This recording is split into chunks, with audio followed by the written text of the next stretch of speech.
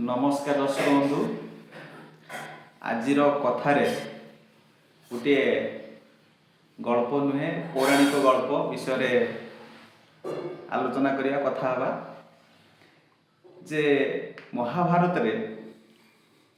जेतेबेले युद्ध होउथला सेतेबेले कौरव आ पांडव मध्यरे जो युद्ध लढ़ा होउथला केवल कौरव और पांडव मानक नहीं हो नथिला बरं महाभारत अर्थ आज जुगे आम जो करुँच वर्ल्ड वार माने सारा पृथ्वीर बहुत देश सेतेबेले समय भाग नहीं जदि आम देखा भारत वर्ष भूखंड बहुत बड़ था आज भारत वर्ष नाला से एरिया बहुत बड़ था तो दाक्षिणात्य जो मैसूर थिला बा जोटा कि आम बेंगलुरु बोली कहते से गोटे से टेरिटोरी रे गोटे उडुपी बोली गोटे प्रदेश थिला उडुपी उडुपीर नरेश थिले सुधन्वव बा तांको सहदेव कहला जमती कि पंचु पांडवों सान भाई सहदेव जमी ना था से ना था कहीं कहते सहदेव बोली सुधन्वव कहती भी तो से जिते बड़े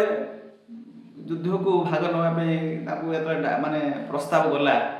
सी आसिक भगवान श्रीकृष्ण पाखे कहले मु युद्ध आज्ञा लड़िया इच्छा करूली किंतु एठी आसी पहुँचला मो मन कहीं कहूना जे मु युद्ध लड़बी कहीं भाई भाई भितर युद्ध हो क्या पक्षपाती करी क्या सपक्ष लड़बी आ विपक्ष लड़बी तेणु मुझे युद्ध में अंशग्रहण करने चाहूना तेणु हे प्रभु मते अलग किसी गोटे कम दिंतु जहाँकि मुझे मो सामर्थ्य अच्छी भगवान श्रीकृष्ण कहले कहले ए दुनिया रे दुई जन लोक भल रोषे कर भल रोषे करें तार अखंड विश्वास मोर अच्छी जड़े अच्छा भीमसेन भीम आउ जड़े आपण निश्चित तेणु भीमसेन भीम जी जो आम कहते सी तो जेहेतु युद्ध एक प्रतिपक्ष सी तो युद्ध करेंगे तेणु तुम्हें यदि चाहब ताले एक रोषेया हिसाब से तुम्हें युद्ध में समस्त उभय पांडव पक्ष एवं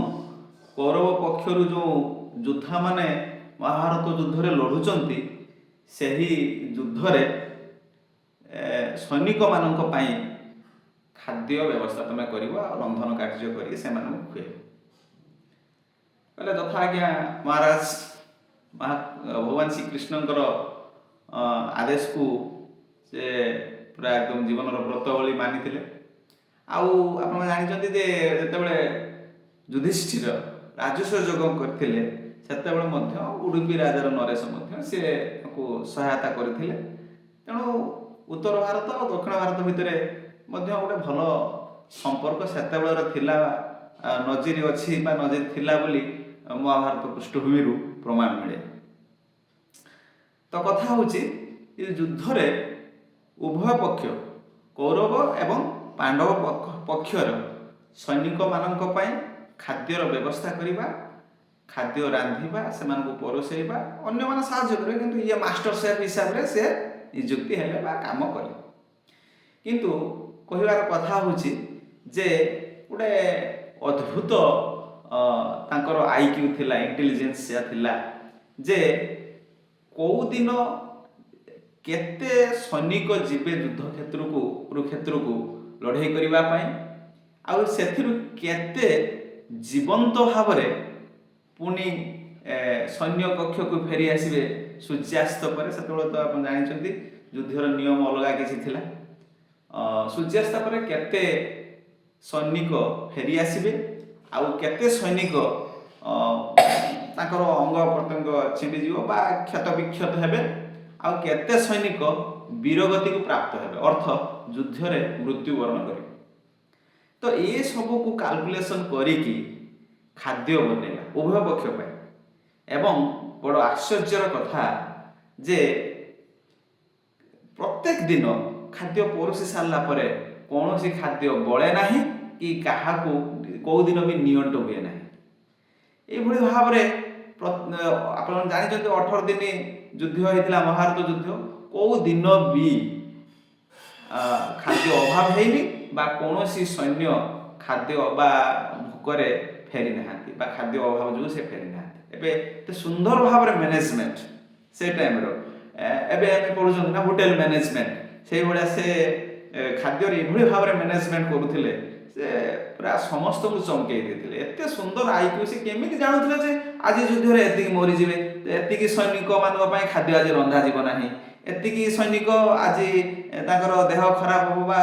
କ୍ଷତ ବିକ୍ଷତ ହେବ, ସେମାନେ ବୈଦ୍ୟଙ୍କର ରାଜବୈଦ୍ୟଙ୍କର ଉପଚାରରେ ରହିବେ, ତାଙ୍କର ଖାଦ୍ୟ କ'ଣ ହେବ। ତ ଏ ସବୁ ଜିନିଷ କେମିତି ସେ ଜାଣିପାରୁଥିଲେ? ଏତେ ସୁନ୍ଦର ଆଇକ୍ୟୁ, ତମର ଇଣ୍ଟେଲିଜେନ୍ସ କେମିତି ତାଙ୍କ ବାହାରେ ଡେଭଲପ୍ କରିଥିଲା। ଯେତେବେଳେ ଯୁଧିଷ୍ଠିର ଯୁଦ୍ଧରେ ସେ ଆଉ ରହିପାରିଲେନି, ଯୁଦ୍ଧ ମଝିରେ ସେ ତାଙ୍କର ଉତ୍କଣ୍ଠାର ଏତେ ମାତ୍ରା ବଢ଼ିଗଲା, ପ୍ରଶ୍ନ ତାଙ୍କ ମୁଣ୍ଡ ଭିତରେ, ସେ ଆଉ ସମ୍ଭାଳି ପାରିଲେନି। ସେ ଯାଇକି ପହଞ୍ଚିଗଲେ ଉଡୁପି ନରେଶଙ୍କ ପାଖରେ। କହିଲେ ଆପଣ ମୋତେ ମାନେ ବତାନ୍ତୁ, କୁହନ୍ତୁ ଆପଣ କେମିତି ଏତେ ସଠିକର ସହିତ ପୁରା ମାପ ଜୋପ କରିକି ବନେଇ ଦେଉଛନ୍ତି ଏମିତି ଖାଦ୍ୟ, ଯେକୌଣସି ଖାଦ୍ୟ ହଉ, ଯେଉଁଦିନ ଯାହା ମେନୁ ଅଛି ସେଦିନ ଜମା ଖାଦ୍ୟ ବଳୁନାହିଁ, ଆଉ କୌଣସି ସୈନିକ ବି ମାନେ ନ ପାଇକି ଖାଦ୍ୟ ନ ପାଇକି ଫେରୁନାହାନ୍ତି। ଇଏ କ'ଣ କଥା, କ'ଣ ଇଏ କେମିତି ଏଭଳି ଜ୍ଞାନ, ଦିବ୍ୟ ଜ୍ଞାନ ଆପଣ କେଉଁଠୁ ପାଇଲେ, କେମିତି ଆପଣ କରିପାରୁଛନ୍ତି ଏସବୁ? ସେଇଠୁ ଉଡୁପିର ନରସ ସେ ଏ ପ୍ରଶ୍ନର ଉତ୍ତର ଦେବାକୁ ଯାଇକି କହିଛନ୍ତି ଯେ ଇଏ ସବୁ ମୋର କାରନାମା ନୁହେଁ, ଏଇ ଯେଉଁ ଶିକ୍ଷାଟା, ଜ୍ଞାନଟା ମୁଁ ଭଗବାନ ଶ୍ରୀକୃଷ୍ଣଙ୍କ ପାଖରୁ ପ୍ରାପ୍ତ ହେଇଛି, ମୋତେ ପ୍ରାପ୍ତ ହେଇଛି, ମୁଁ ପାଇଛି। ନା କେମିତି ମୋତେ କୁହନ୍ତୁ? ନା ପ୍ରଭୁଙ୍କ ଆଗରେ ସନ୍ଧ୍ୟା ସମୟରେ ସୂର୍ଯ୍ୟାସ୍ତ ପରେ, ତ ଯୁଦ୍ଧ ବନ୍ଦ ହେଇସାରିଲା ପରେ ଯେତେବେଳେ ଆସନ୍ତି ଭଗବାନ ଶ୍ରୀକୃଷ୍ଣ, ତାଙ୍କୁ ଯେତେବେଳେ ଆମେ ଖାଦ୍ୟ ପରୁଷୁ ପ୍ରତିଦିନ ସନ୍ଧ୍ୟାରେ, ତ ସେତେବେଳେ ସେ ଯେତିକି ଖାଆନ୍ତି, ଯେତିକି ଖାଦ୍ୟ ସେ ଖାଆନ୍ତି ବା ଯେତିକିଟା ଦାନା ସେ ନିଅନ୍ତି, ଯେଉଁ ଖାଦ୍ୟ ଦିଆ ହେଇଥାଉ, ସେଇଥିରୁ ଆମେ ଜାଣିଥାଉ ଯେ ତହିଁ ପରଦିନ ସେତିକି ହଜାର ସୈନିକ ବୀରଗତିକୁ ପ୍ରାପ୍ତ ହେବେ, ଯୁଦ୍ଧ କ୍ଷେତ୍ରରେ ମୃତ୍ୟୁବରଣ କରିବେ। ତ ସେଇ ହିସାବରେ ଆମେ ଖାଦ୍ୟକୁ ବନେଇଥାଉ, ଖାଦ୍ୟର ପରିମାଣକୁ ସ୍ଥିର କରିଥାଉ ଏବଂ ଖାଦ୍ୟକୁ ଆମେ ବନେଇଥାଉ। ତ ଏଇ ଯେଉଁ ସୁନ୍ଦର କଥା, ଏଇଟା ହେଉଛି ପ୍ରଭୁଙ୍କର ଆଶୀର୍ବାଦରୁ ଆମକୁ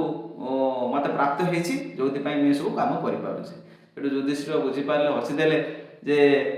ଇଏ ସବୁ ସେଇ କୃଷ୍ଣଙ୍କର ଲୀଳା, ଯେଉଁଥିପାଇଁ ଇଏ ମହାଭାରତ ଯୁଦ୍ଧ ଖାଲି ଆମେ ଖାଲି ଭାଇ ଭାଇ ସିନା ଲଢ଼ୁଛୁ, କିନ୍ତୁ ପ୍ରକାରାନ୍ତରେ ଇଏ ମହାଭାରତ ଯୁଦ୍ଧ ଯେଉଁ ହେଉଛି କୁରୁକ୍ଷେତ୍ରର ମହାସମର ପଡ଼ିଆରେ, ତ ଇଏ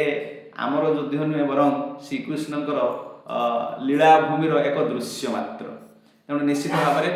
ଏଇ ଯେଉଁ ଗଳ୍ପଟି ଅଛି, ଏ ଗଳ୍ପଟି ମହାଭାରତର ପୃଷ୍ଠଭୂମିରୁ ନିଆଯାଇଛି ଏବଂ ସେଇ ଦୃଷ୍ଟିକୋଣରୁ ଦାକ୍ଷିଣାତ୍ୟରେ ଯେଉଁ ବେଙ୍ଗଲୁରୁ ଏରିଆରେ ଯେଉଁ ଉଡୁପି ଅଛି, ଉଡୁପିରେ ଯେଉଁ କୃଷ୍ଣଙ୍କ ମନ୍ଦିର ଅଛି, ସେଠି ଏହି ପରମ୍ପରାରେ ସବୁ ଭକ୍ତମାନେ ଯାଆନ୍ତି ଏବଂ ସେଠି ସମସ୍ତ ଭକ୍ତ ଶ୍ରୀକୃଷ୍ଣଙ୍କର ସାନ୍ନିଧ୍ୟ ପ୍ରାପ୍ତ କରିବା ପାଇଁ ସେଠି ମଧ୍ୟ ଯାଇକି କାହ୍ନାଜୀଙ୍କର ଦର୍ଶନ ଭିକ୍ଷା କରିଥାନ୍ତି ଏବଂ ନିଜର ମାନସିକ ଯାହା ଥାଏ ସେଠି ମଧ୍ୟ ସେମାନେ କୃଷ୍ଣଙ୍କ ଆଗରେ, ଭଗବାନଙ୍କ ଆଗରେ ସେମାନଙ୍କର ମାନସିକକୁ ମାନେ ଉଚ୍ଚାରଣ କରିଥାନ୍ତି ଏବଂ ଯାହା ବି ମଧ୍ୟ ପୌରାଣିକ ଦୃଷ୍ଟିକୋଣରୁ ସେମାନଙ୍କର ମାନସିକତା ପୂର୍ଣ୍ଣ ହୁଏ ବୋଲି ମଧ୍ୟ କଥା ରହିଛି। ତେଣୁ